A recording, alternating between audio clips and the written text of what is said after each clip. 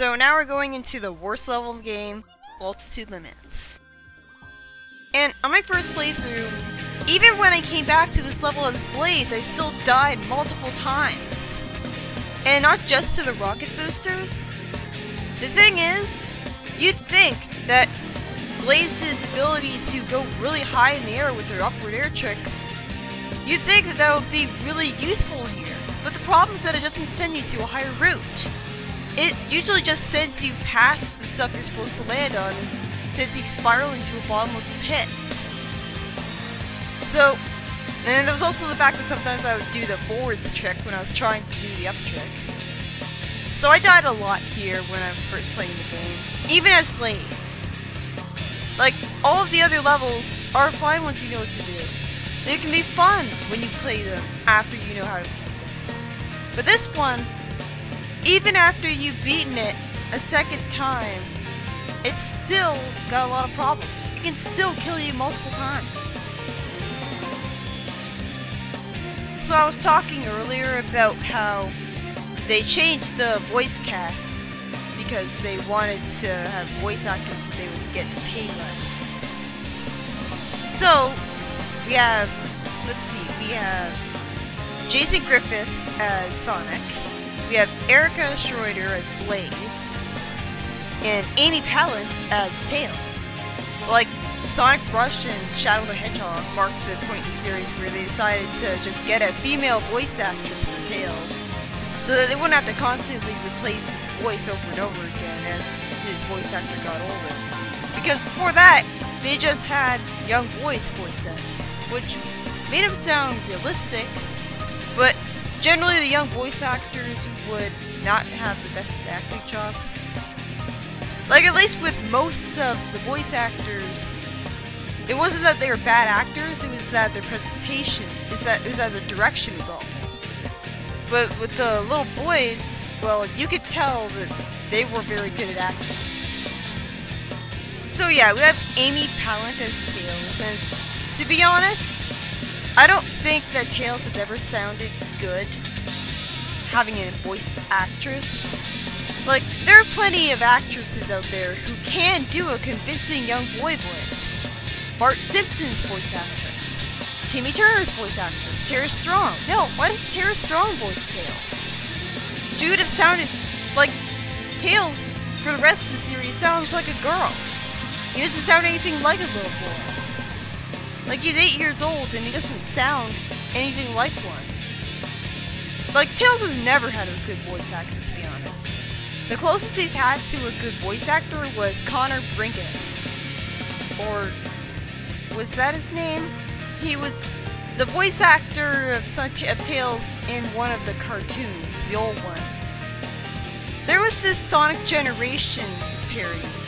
That was basically, they took all of the lines for the game and they replaced it with lines of previous voice casts.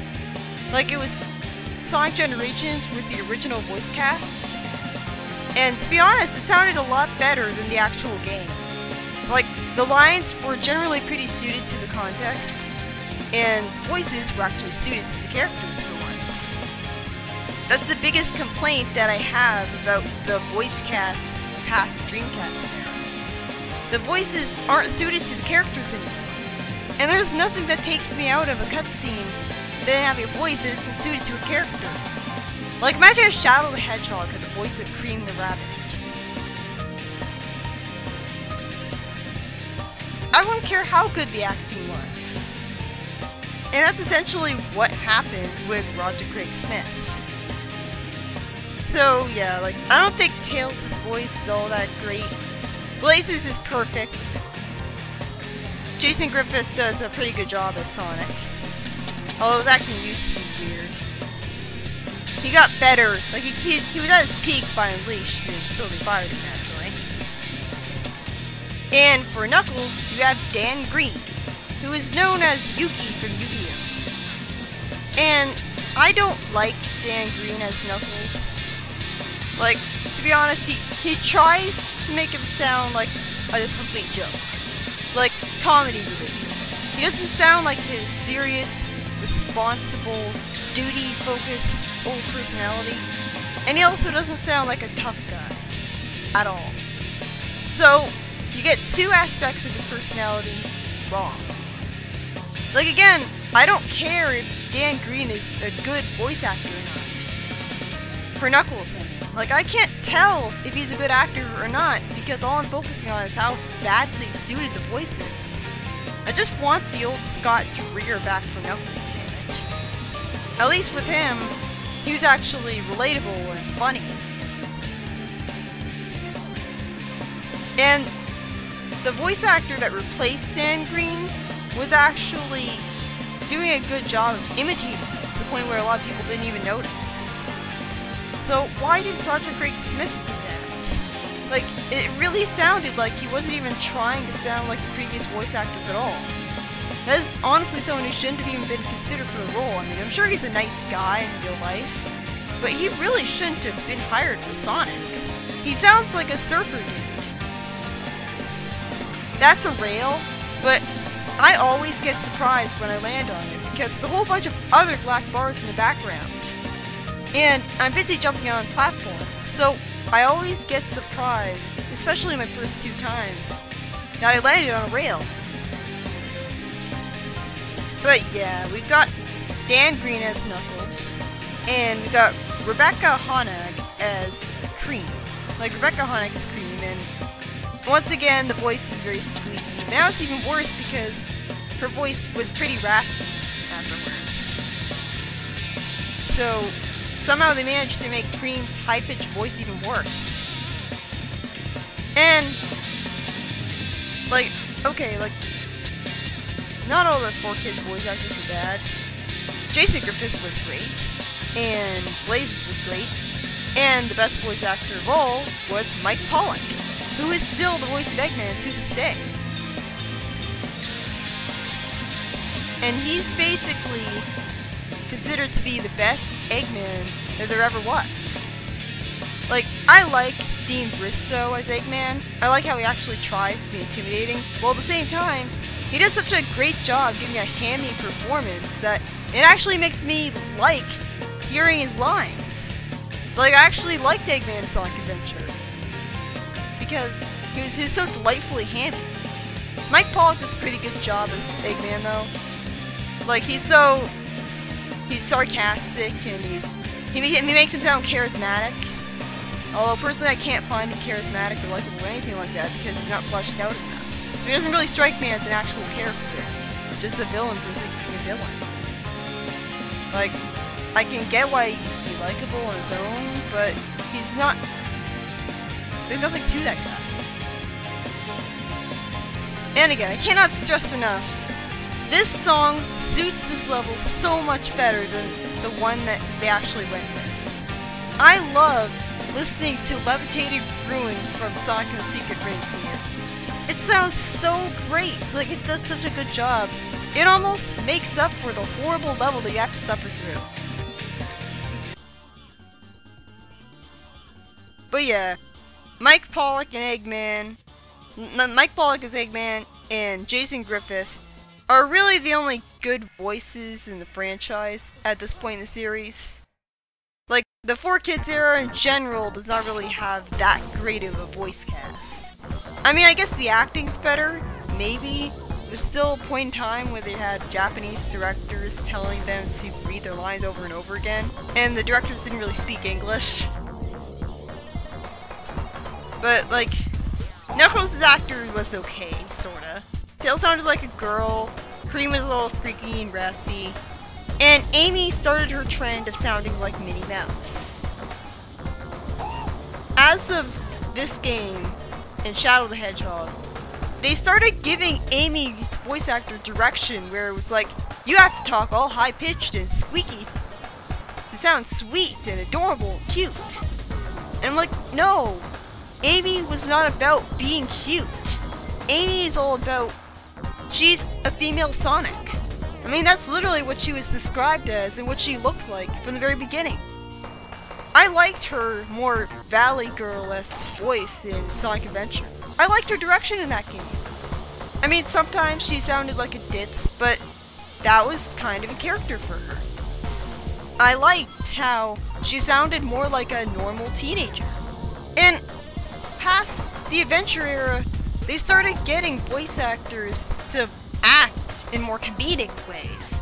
And by that, I mean cartoonish ways. And this coincided with the characters being a lot more one-dimensional, which really made them a lot less likable, which ruined the point of having them there in the first place. Because what's the point of having other characters in Sonic there if not only aren't they good to play, but they're annoying? Like, a lot of people have that stupid, oh, it's Sonic's stupid friends argument, which is brain dead on its own.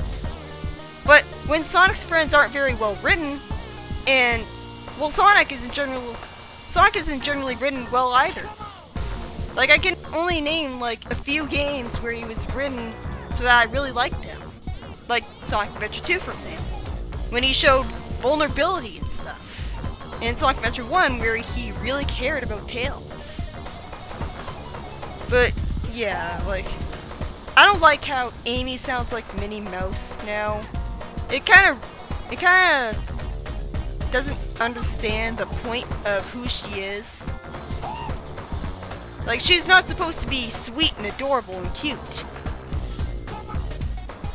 God damn it. That boss can be so cheap, it constantly lands on you. And if you're at the very edge of the platform, which thankfully you can't fall off no matter what, then you're not going to be able to jump into its weak spot because it's guaranteed to land on you. That is so cheap. And even if you're at the edge of the platform and it decides to land on the edge of the platform facing the edge, then it's not like you can go backwards because it'll be facing the edge. So you won't be able to jump into its weak spot at all. But yeah, it always jumps really far forwards. So you gotta just go, you gotta move in a direction that is able to understand. Yeah, I probably had to do a lot of cutting for this. Either that or edit out a save state, forgot about it. But yeah, Blaze, Sonic, and Eggman are the only good voices for any of the characters in the 4Kids era. Rouge, everybody knows how bad her voice actress got. Like, I liked her voice actress in the adventure games and Heroes. Well, Heroes, it was pretty obvious that Lane Manel had forgotten how to do her voice. Like, she sounded completely unlike herself when she said, "I'll take it from here," you know? But it was certainly a lot better than her next voice. Oh god, Rouge's next voice. Rouge is voiced by Kathleen Delaney, and she literally sounds like a chain-smoking hooker in her 50s. I'm not kidding, that's how she sounds. And here we go. Another cutscene where Sonic treats Blaze like she's evil. Come to think of it, how does Tails even know about the tear in the space-time continuum at all? Did he have a computer monitor and a satellite that was constantly videotaping the space-time continuum? I mean, that doesn't... If the cutscene presentation didn't suck, then in that first cutscene that revealed the tear in the space-time continuum's existence, we could have found out how he knew about that. But no. That is so vague. Sonic is technically not like the Wind. I mean, he's carefree, sure, but the Wind is harsh and unforgiving. The Wind doesn't have any morals, it isn't fun-loving, it doesn't have any qualms about killing people. If Sonic was just like the Wind, then he'd be more of a criminal. So many of the characters are so vague about describing Sonic, never actually tell Blaze that Sonic's supposed to be the hero of the world. And then they wonder why Blaze is like, I don't think Sonic is that great. Because they never tell her why he's supposed to be great in the first place. See you for the next part, where we'll be going to Huge Crisis.